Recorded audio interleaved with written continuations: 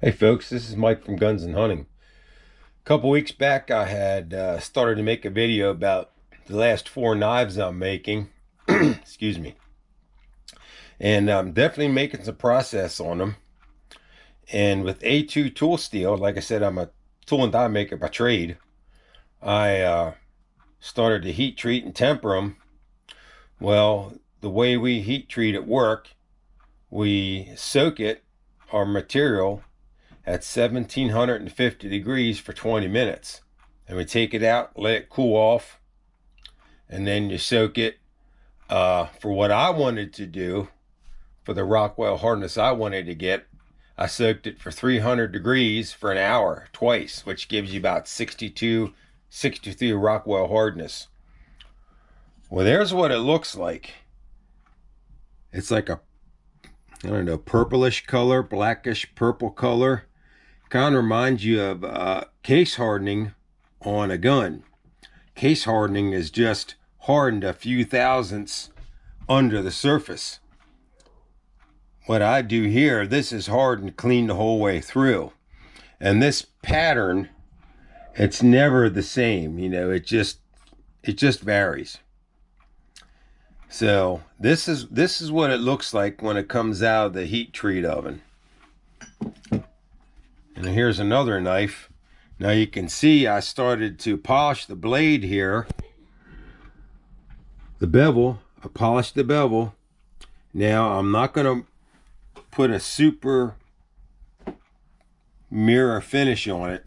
I'm going to polish the bevel here more like a satin finish. But the blade, the main blade itself here, I am going to polish like a mirror finish. I'll probably go up to about, I don't know, 1500 grit wet or dry sandpaper.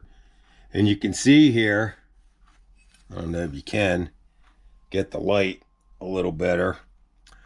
You can see the difference there. The right side's polished and the left side is what it looks like when it comes out of the heat treat oven. Now I'm not going to worry about polishing this end here because that's where the handles go. And here's my third one, the same thing. You know, I'm just putting a satin finish on the bevel, and the rest of the blade I'm going to polish, except this I'm just going to leave black. And then here's my fourth knife. And I did, before I heat treated them, I put a rough edge on here just so it's not so hard to put an edge on after I heat treat them. But I'm definitely making process, and like I said, these are going to be my last four. And I started out with 60 grit sandpaper, and I went to 80 grit with just the bevel here. Like I said, I kind of want a little bit of a satin finish. And the rest of the blade, I'm probably going to go up to 100, 150, 220, 320, 400, you know, 600, 800, 1,000, and 1,500 grit. Because the rest of the knife I want polished like a mirror. But I just wanted to show you here basically what it looks like between a knife, you know, metal that comes right out of the heat treat oven compared to something I started to polish up here already. So as I make progress, I'll keep adding to the video here. All right. Hey, talk to you later, folks.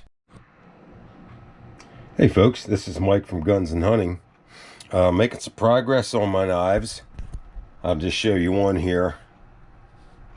I got the handle material on, and I have it fastened to the blade. Before I heat treated it, I lined the handle up, drilled through the handle, through the blade, through the handle on the other side so I could put these brass rivets in. And what I did, I counterbored the wood on both sides here so the brass rivets fit flush. And this wood is ebony. Now, I never worked with ebony before, and I never really worked with much of any kind of wood before, but from the research I did, ebony is a little bit oilier of a wood. You know, that when you put a finish on, it's going to take longer to dry. You know, I guess it has a a little bit of oil content in it. Not anything that you wipe your hand on and you get it, but ebony is a really hard wood, and it's almost to the point that it's brittle, you know. But it's a nice wood to work with.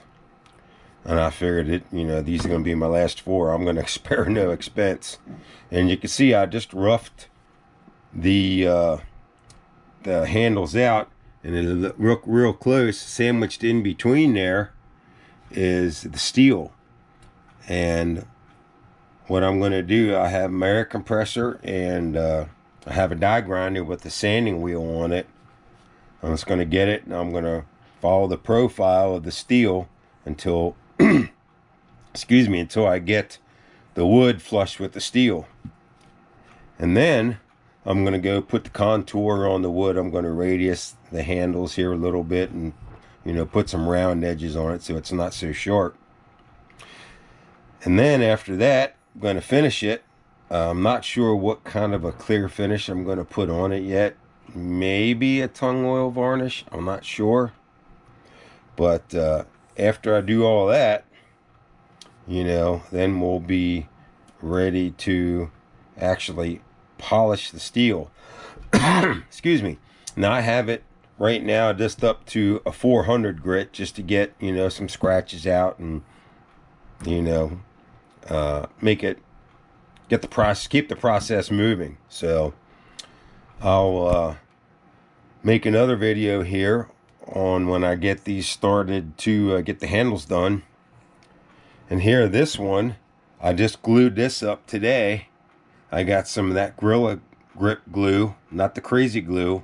Like, this is like in a tube of toothpaste. It's clear, and it's an adhesive sealer, and works pretty good. Just clamped it up here. I'll let it on for an hour or two, and I'll take it off and let it sit overnight. And tomorrow, you know, like I said, fire up my air compressor and, you know, start grinding the profile on the handles, you know, to match the knife blade itself. So I'm getting excited now to get these finished. It's, you know, I'm in the home stretch. I talked to a fellow at work. He made sheaths for me from my last knife. So he said he would make the other ones for me. So as like I said, as I go on the process here, I'll show you my process, and I'll explain what I do, and, you know, to keep everybody informed. So this is Mike from Guns and Hunting. I will talk to you later. Well, hello, here we are again. This is Mike from Guns and Hunting. I have my 4 knives here, as you can see, and I'm almost done with them. I have all the woodwork done, all the metal work done to them. This is ebony wood, and I have all my final sanding done. I went up to 400 grit sandpaper. I have all the profiling done. The wood is sanded flush to the metal. I have all the metal work done. I polished it with 1000 grit sandpaper and put a couple coats of metal polish on it. And the only thing I need to do to these is put the edge on and put the clear finish on. And the clear finish is a little tricky when you work with ebony. Ebony is an oily wood, so what you want to do, you have to clean the oil out before you put your clear finish on. So what you do, you get like denatured alcohol, acetone, put it on a clean rag, and you wipe it across the wood. And what that does, that draws the oil out of the wood. Let it dry for a couple minutes, and then you put your clear finish on. And I chose a finish, it's called Renaissance Gunstock Wax. You know, custom gun makers use it, or, you know, guys like me.